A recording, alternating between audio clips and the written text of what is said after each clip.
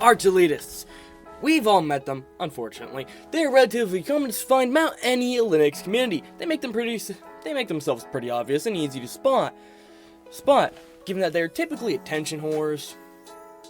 But this puts out the question: why does Arch attract such a toxic community full of elitists? Why are Arch users focused on giving each other a circle jerk?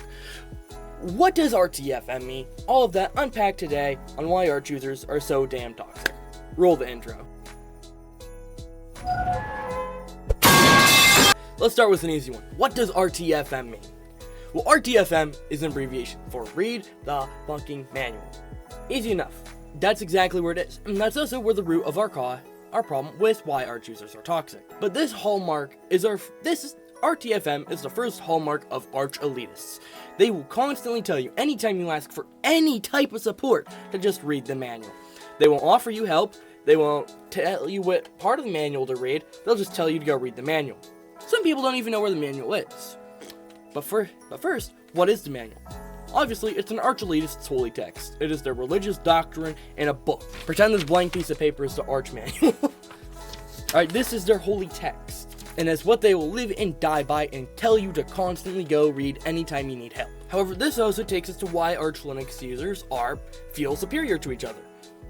Because Arch is not the easiest distro to learn. I know, shocking. There is the most minor of difficulty spikes going from Arch to Ubuntu, and that really gets to their head. Like, tragically so. To the point where they become obsessed with Arch. Like, hey, I installed this by myself. That means I'm better than everyone else. Arch is most likely the first distro that they installed that doesn't have a graphical install, which really, really means that, hey, yeah, I'm so much better than you. Now, we're not going to touch on Arch install today. We're going to make a video on that in the future. However, Arch Linux users feel and act toxic entirely because there is no graphical install, and that makes them feel better than everyone else. Actually, this is a really short, neat fact, guys, this is a really short video, but overall, Arch users are toxic because Arch is not easy. And I wouldn't say it's particularly hard compared to Gen 2 or LFS, but it's still harder than what you could call Ubuntu or Manjaro to figure out and understand. But why do they love attention so much? Why do that? Well, they like to show off, hey, I use Arch.